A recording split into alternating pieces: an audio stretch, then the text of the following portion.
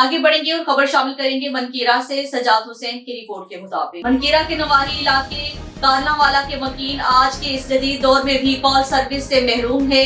कारलावाला में चंद रोज कबल लगाया गया टेलीनॉर कंपनी का इकलौता टावर 2G 4G की सर्विस ही नहीं बल्कि कॉल सर्विस देने से भी कासिर है। कई घंटे तक टावर बंद रहता है।